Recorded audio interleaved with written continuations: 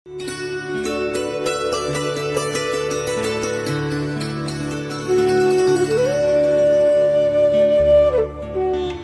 चोटी में धार मार खाओगे।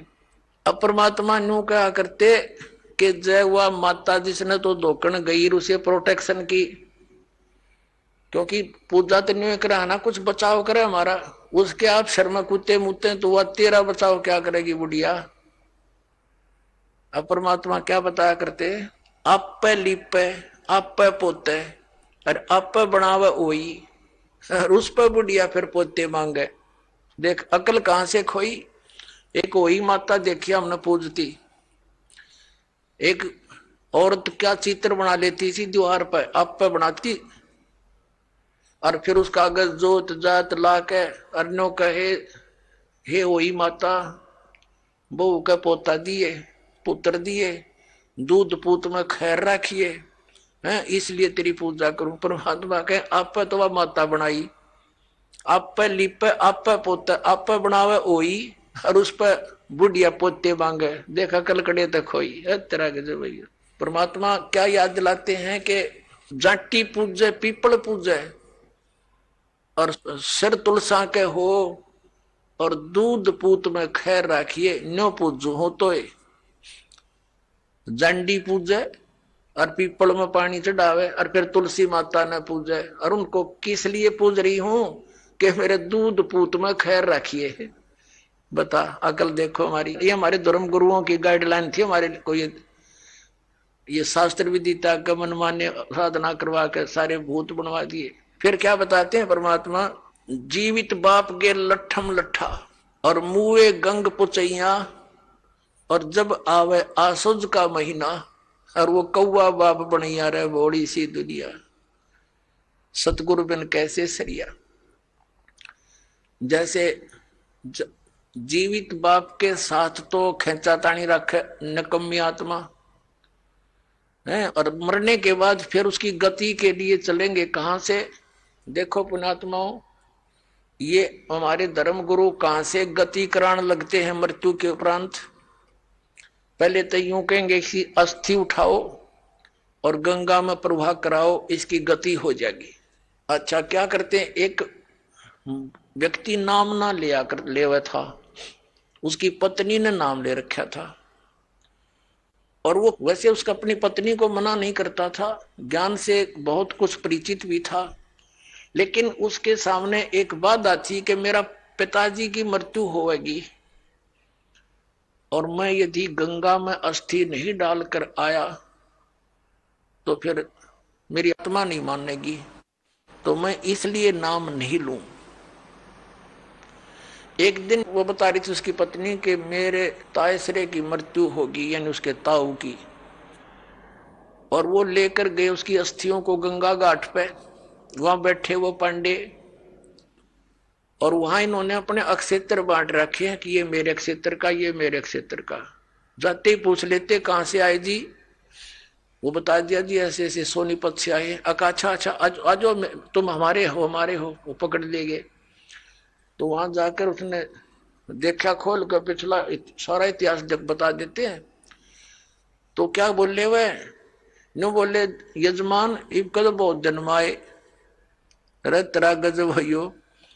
अब वो कह रही थी कि वो बतावा था उसका पति के मेरा माथा ठनका गया, दुश्मन तो इनो बाट देखा हम रोज मरा, इनो क्या इब कद बहुत जन्माए गति कराण। तो वो कहने लगा उसके बाद मेरा वहां से मन हट गया कि वो तो हमारी सारा दिन जो है ना ये कुशोण मनावे हैं, अपने आत्माओं की गति करवा दी कि गंगा में अस्थि डलवा दी, होगी गति। फिर कह 13वीं करो, 13वीं किस लिए कि गति कराने खातिर। अच्छा हुआ 13वीं भी कर दी। फिर कह अब इसके सरहद निकालो, पहले प्रत्येक महीने किया करते, फिर छठे महीने और बड़ा व्यवस्था करते थे, और फिर 1 वर्ष के बाद वो कंप्लीशन होता था, उसका समापन करते थे। 1 साल में पूरे वर्ष लगे रहते थे गति कराने। और फिर क्या करते हैं परमात्मा कहते हैं प्रेत शिला पैजा बिराजे पितरों पिंड भराई। फिर पिंड भरवा दो पितरों की मुक्ति हो जाएगी। और परमात्मा क्या कहते हैं, जीवत बाप के लट्ठम लट्ठा हर मुए गंग पुचैया। और जब आया आसोज का महीना, कौआ बाप बनैया रे बोली सी दुनिया। अब फिर आगे श्राद्ध के समय आसोज का महीना, तो जिस तिथि को कोई घर का सदस्य मृत्यु को प्राप्त होता है तो हमारे धर्म गुरु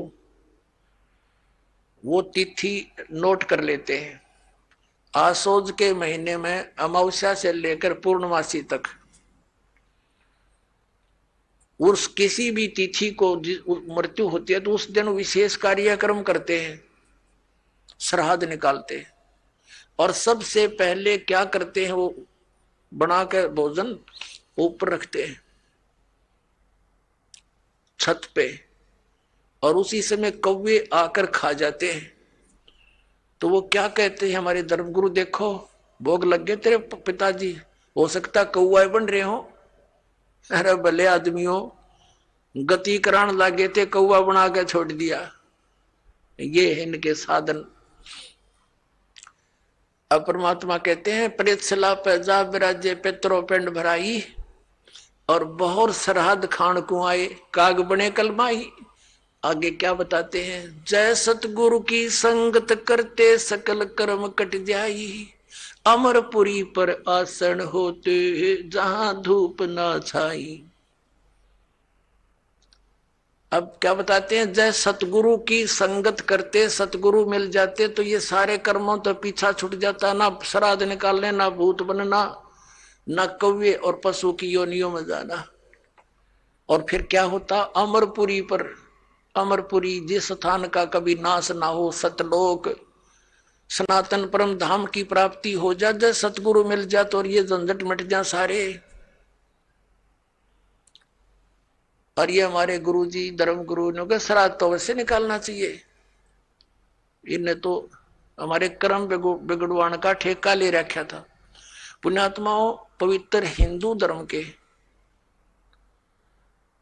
जो सदग्रंथ हैं, पवित्र चारों वेद और पवित्र श्रीमद् भगवत गीता, और पांचवा वेद जो परमात्मा कबीर जी की वाणी जो उनके मुख कमल से बोला गया, उसमें कंप्लीट ज्ञान है, सभी सदग्रंथों का सारांश है।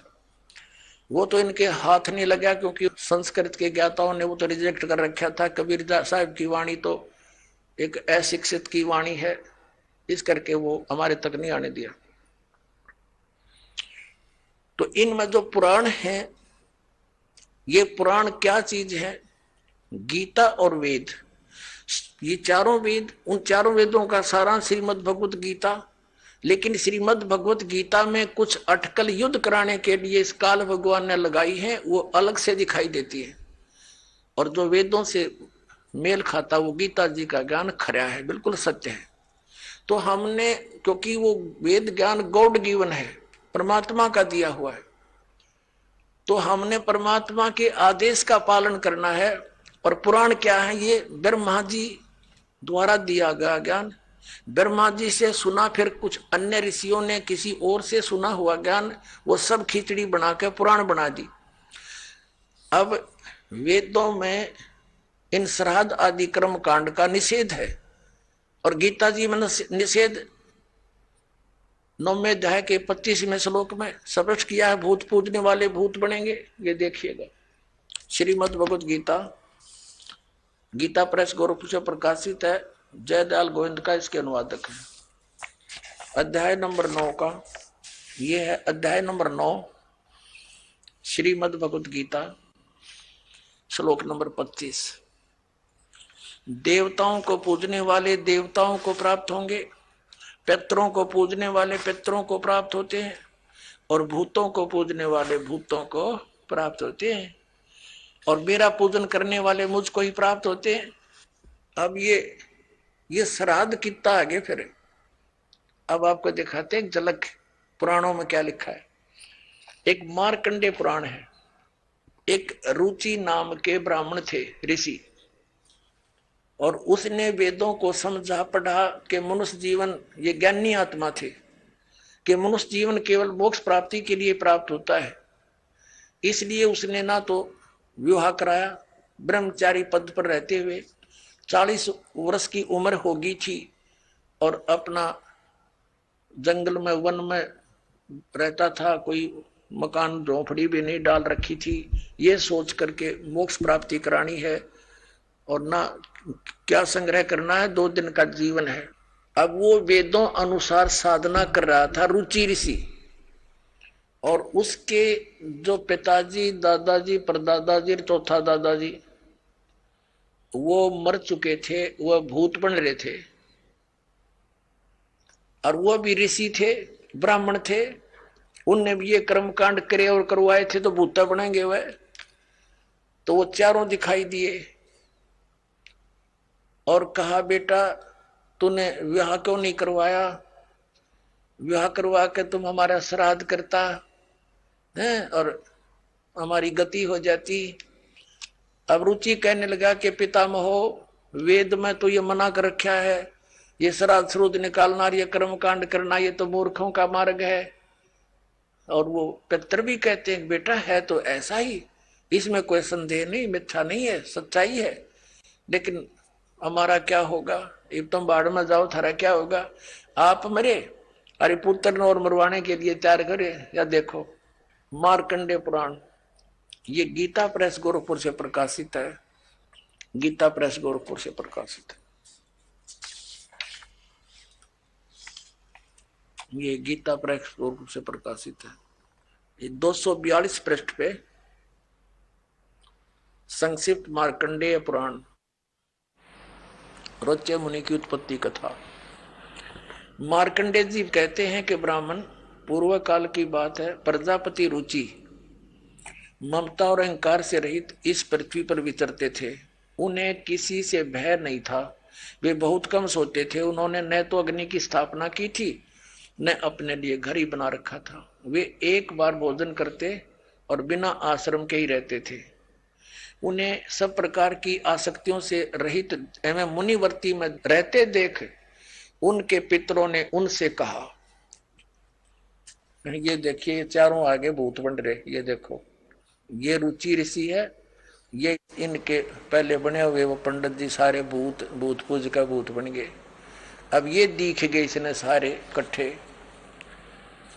पितर बोले, बेटा विवाह स्वर्ग और अपवर्ग का हेतु होने के कारण एक पुण्यमय कार्य है। ये तो इन पितरों के वचन हैं, ये तो पितरों के वचन है जो अपनी सलाह दे रहे हैं। अब देखना, उसे तुमने क्यों नहीं किया? ग्रस्त पुरुष समस्त देवताओं, पितरों, ऋषियों और अतिथियों की पूजा करके पुण्यमय लोकों को प्राप्त करता है। वह सभा के उच्चारण से देवताओं को, शब्द से पितरों को तथा अन्नदान, बलि, वैष्णदेव आदि से भूत आदि प्राणियों एवं अतिथियों को उनका भाग समर्पित करता है। बेटा, हम ऐसा मानते हैं कि गृहस्थ आश्रम को स्वीकार न करने पर तुम्हें इस जीवन में कलेश पर कलेश उठाना पड़ेगा तथा मृत्यु के बाद और दूसरे जन्म में भी कलेश ही भोगना पड़ेगा। रुचि ने कहा, पितरगण, परिग्रह मात्र ही अत्यंत दुख एवं पाप का कारण होता है तथा उसे मनुष्य की अधोगति होती है, उससे मनुष्य की अधोगति होती है। यही सोचकर मैंने पहले स्त्री संग्रह नहीं किया। अब यहां देखो, पितर बोले, बेटा जितेंद्रिय होकर आत्मा का प्रक्षालन करना उचित है, किंतु तुम जिस मार्ग पर चल रहे हो वह मोक्ष मार्ग है। बता, इसने तो घटिया मान रहे मोक्ष मार्ग ने कि तुम जो कर्म कर रहे हो, जिस मार्ग पर चले तो मोक्ष मार्ग है। अरे हम बतावांगे पितृवृंद का मार्ग। देखिए, रुचि ने पूछा, पितामहो, वेद में कर्म मार्ग को अविद्या कहा गया है, जो तुम सलाह दे रहे हो वो कर्म कांड, श्राद्ध श्रुद्ध निकालना, पितृ पूजना, वो तो मूर्खों की विद्या, अविद्या का है, मूर्खों का सलाह कही है। फिर क्यों आप लोग मुझे उस मार्ग में लगाते हैं? पितृ भी कहते हैं। पितृ बोले, यह सत्य है कि कर्म को अविद्या ही कहा गया है, इसमें तनिक भी मिथ्या नहीं। फिर थारा सिर बच गया, फिर क्या रह गया? बता भाई, ये हमारे पुराणों में लिखा है। अब इस बात को पितर भी मानते हैं। कि आप जो साधना करें तो मोक्ष मार्ग है, और आप फिर उसको सलाह दे रहे हैं भूत पूज सरहद निकाल ब्याह करवा, और यो नरक मार्ग है। और आप भी मानते हैं कि आप जो मार्ग अपना रहे हो तो मोक्ष मार्ग है।